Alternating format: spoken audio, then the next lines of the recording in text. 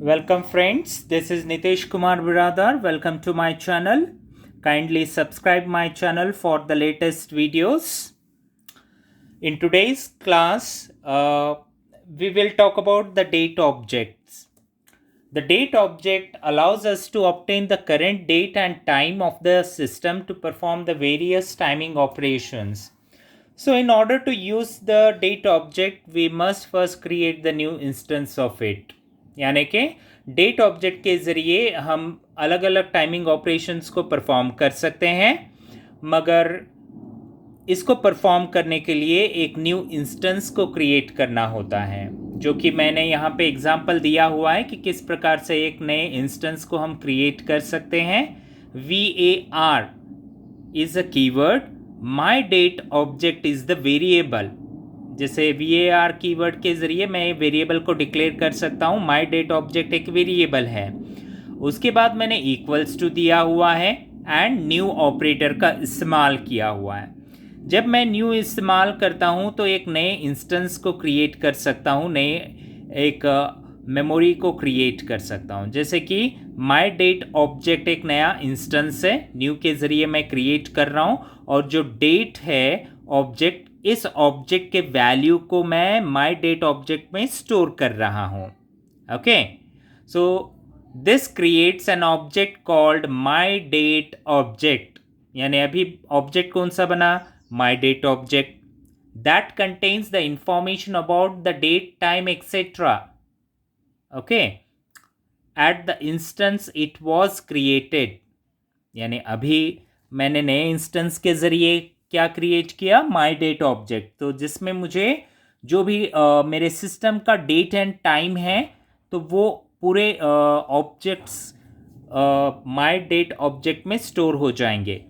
तो मैं कोई भी ऑपरेशन परफॉर्म करना चाहता हूँ डेट एंड टाइम के ऊपर, तो माई डेट ऑब्जेक्ट इंस्टेंस के ऊपर मैं परफॉर्म कर सकता हूँ. जैसे कि अभी यहाँ पे देखेंगे, once you have created an instance of a date object, you can use any of the method below to obtain the information from it.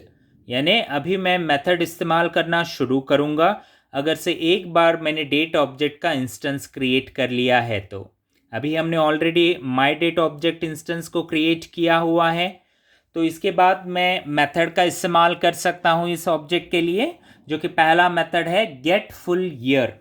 अभी एक मेथड है गेट मेथड के ज़रिए मैं क्या कर सकता हूँ? मैं पूरे साल की जानकारी चाहता हूँ, फुल ईयर. ओके, सो क्या करेगा ये? Returns the current year as 4 digit number. Example 2000. अभी करेंट ईयर है 2020, तो 2020 हमारा रिजल्ट हो जाएगा. मैंने गेट ईयर बोल के नहीं लिया. अगर से मैं गेट ईयर बोल के लूँगा, ठीक है, तो शायद 2020 नहीं आए. फुल ईयर जब मैं लिखता हूँ तो फुल ईयर मेथड में क्या होगा? जो मेरा करेंट ईयर है, करेंट ईयर का मतलब है 2020. अगर से आपके सिस्टम का डेट आपने 2020 नहीं, आपने चेंज किया हुआ है, तो वही डेट आपको मिलेगा. सो एग्जाम्पल भी यहाँ पे मैंने मेंशन किया हुआ है. माई डेट ऑब्जेक्ट को हमने क्रिएट किया, उसके बाद मुझे क्या करना है? My date object dot get full year method का इस्तेमाल करना है. जो मेथड का वैल्यू रहेगा वो करेंट ईयर में स्टोर होगा. एंड अलर्ट करेंट ईयर, जैसे ही मैंने यहाँ पे अलर्ट करेंट ईयर बोल के मेंशन किया, सो करेंट ईयर का रिजल्ट डिस्प्ले हो जाएगा. कुछ इसी प्रकार से अगला जो मेथड है गेट मंथ. सो मंथ जो वैल्यू स्टोर होते हैं, जनवरी का जो वैल्यू होगा वो 0 होगा, तो दिसंबर का वैल्यू होगा 11, क्योंकि 0 से शुरू हो रहा है. तो आखिरी जो वैल्यू होगा, सो 12 minus 1, total months minus 1 is 11, तो आखिरी दिसंबर महीने का जो वैल्यू होगा वो 11 होगा.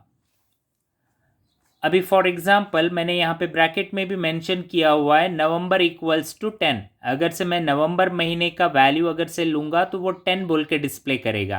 यानी करेंट मंथ अगर से मेरा नवंबर है तो 10 वैल्यू रिटर्न होगा. जैसे अभी करेंट मंथ है हमारा मई यानी कि 5th मंथ बोल के हम कंसिडर करते हैं। जब मैं इस ऑब्जेक्ट के द्वारा वैल्यू लूँगा तो ये 4 बोल के डिस्प्ले करेगा। सो एग्जाम्पल में मैंने लिखा हुआ है, नए इंस्टेंस को क्रिएट करने के बाद गेट मेथड के ज़रिए हम वैल्यू को करंट मंथ में स्टोर कर सकते हैं एंड अलर्ट मेथड के ज़रिए करंट मंथ को डिस्प्ले करेंगे तो करंट मंथ का वैल्यू 4 यानी कि मई बोल के डिस्प्ले हो जाएगा। कुछ इसी प्रकार से मुझे डेट को अगर से डिस्प्ले करना है तो गेट डेट मेथड का इस्तेमाल करूँगा। तो ये क्या करेगा, मुझे मंथ इंटीजर वैल्यू में रिटर्न करेगा। Returns the day of the month as an integer between 1 to 31 for example. अभी एग्जाम्पल में नए इंस्टेंस को मैंने क्रिएट किया, उसके बाद current date equals to my date object.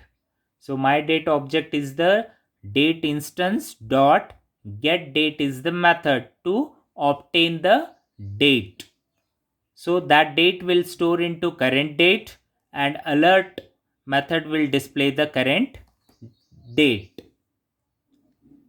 यानी आज का जो डेट है, आज के डेट को अलर्ट डिस्प्ले करेगा। कुछ उसी प्रकार से गेट डे है। डे यानी कि अगर से अभी जैसे कि जो संडे होता है, संडे का वैल्यू 0 होगा तो मंडे का वैल्यू 1 होगा, ट्यूसडे का वैल्यू 2 होगा। यानी हमारा जो वीकेंड होता है, जो वीक डे स्टार्ट होते हैं संडे से स्टार्ट होता है, तो संडे का जो वैल्यू होता है वो 0 बोल के होता है, इनिशलाइज करते हैं 0 बोल के। अभी यहाँ पे देख सकते हैं मैंने ये भी लिखा हुआ है, return the date of the week as integer between 0 and 6। यानी पहले दिन, हफ्ते का पहला दिन होता है संडे, संडे का वैल्यू 0 होगा, और हफ्ते का आखिरी दिन होता है सैटरडे जिसका वैल्यू होगा 6। So starting from Sunday, example Tuesday equals to 2। Example कैसे लिख सकते हैं इसको, नए इंस्टेंस को क्रिएट करना है। नए इंस्टेंस को क्रिएट करने के बाद करंट डे वेरिएबल लेना है, my date object dot get day method. So get day method के ज़रिए मैं डे को इस्तेमाल कर सकता हूँ। देखिए डेट यानी कि तारीख डिस्प्ले होगा, आज का तारीख क्या है वो डिस्प्ले होगा, ठीक है। फॉर एग्जांपल आज का तारीख अगर से 20 है तो 20 बोल के डिस्प्ले करेगा डेट मेथड। वहीं पे अगर से मैं डे लेता हूँ तो आज जो दिन है, आज वेडनेसडे है, तो वेडनेसडे यानी कि वैल्यू होगा 3 क्या होगा, करंट डे में स्टोर होगा। जब मैं अलर्ट मेथड के ज़रिए करंट डे को डिस्प्ले करूँगा तो 3 बोल के डिस्प्ले होगा। अभी ये तो बात हो गया डेट के बारे में। जब मैं टाइमिंग के बारे में बात करता हूँ तो नए इंस्टेंस से टाइमिंग को भी ऑब्टेन किया जा सकता है, जिसके लिए मेथड इस्तेमाल होगा get hours. So get hours में जैसे कि आवर्स 24 आवर्स होते हैं। सो 24 आवर्स में जो पहला आवर होता है 0 से स्टार्ट होता है 23 तक रहेगा आवर्स में, तो 23 तक रहेगा। तो अभी इसके लिए भी मैंने यहाँ पे इस्तेमाल किया है एग्जाम्पल के ज़रिए आप इजीली समझ सकते हैं। अभी रात के 12 बजे हुए हैं, 12 बज के अगर से 2 मिनट होते हैं तो डिस्प्ले होगा 0:02। 0 यानी कि 12 बज चुके हैं, :02 यानी कि 12 बज के 2 मिनट हो चुके हैं। रात के 12 बज के 2 मिनट, दोपहर के 12 बज के 2 मिनट नहीं, दोपहर के 12 बज के 2 मिनट के लिए 12:02 बोल के डिस्प्ले होगा। अगर से समझिए अभी समय हुआ है 1 बज के 2 मिनट दोपहर के, तो दोपहर के 1 बज के 2 मिनट के लिए 01:02 बोल के डिस्प्ले नहीं होगा, यहाँ पे 13:02 बोल के डिस्प्ले होगा। कुछ उसी प्रकार से रात के 11 बज के 15 मिनट हुआ है, अगर से ये डिस्प्ले करना है तो रात के 11 बज के 15 मिनट को डिस्प्ले करने के लिए 23:15 बोल के डिस्प्ले होगा।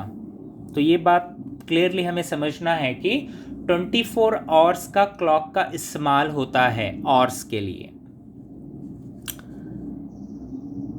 now var my date object is the new instance of the date we have created it, and my date object dot get hours यानी get hours मेथड के ज़रिए हम क्या कर रहे हैं, current hours में current hour यानी अभी का जो समय हो रहा है वो समय हम current hours में स्टोर कर रहे हैं। करने के बाद alert मेथड के ज़रिए करंट आवर्स को डिस्प्ले कर रहे हैं। समझिए अभी दोपहर के 2:15 हुए हैं तो 14:15 बोल के डिस्प्ले करेगा। 14 यानी कि दोपहर के 2 बज चुके हैं, 15 यानी कि मिनट्स, 15 मिनट्स हो चुके हैं, 2:15 हो चुके हैं। कुछ इसी प्रकार से जिस प्रकार से आवर्स को ऑब्टेन करते हैं, मिनट्स को भी हम ऑब्टेन कर सकते हैं। So return the number of minutes since the beginning of the hours as an integer. तो अगेन यहाँ पे 0 to 59 जो वैल्यू होगा वो इंटीजर वैल्यू होगा इस मेथड के लिए। सो 0 से शुरू होगा, 59 मिनट्स तक रहेगा, क्योंकि 60 मिनट तो आता नहीं है। 60 मिनट जैसे ही होगा अगेन हमारा गेट मिनट्स मेथड क्या करेगा, 0 बोल के कंसिडर करेगा वैल्यू और 0 से काउंटिंग स्टार्ट हो जाएगा। कुछ उसी प्रकार से आप गेट सेकेंड्स मेथड का भी इस्तेमाल कर सकते हैं और इसके ज़रिए आप सेकेंड्स को भी डिस्प्ले करना चाहते हैं तो सेकेंड्स को भी डिस्प्ले कर सकते हैं। तो अभी तक आपने जो देखा है इस वीडियो में हमने बात किया है डेट मेथड के बारे में। तो वीडियो आपको अच्छा लगा तो लाइक ज़रूर कीजिए, शेयर भी कीजिए और साथ ही साथ चैनल को सब्सक्राइब कीजिए। Thank you.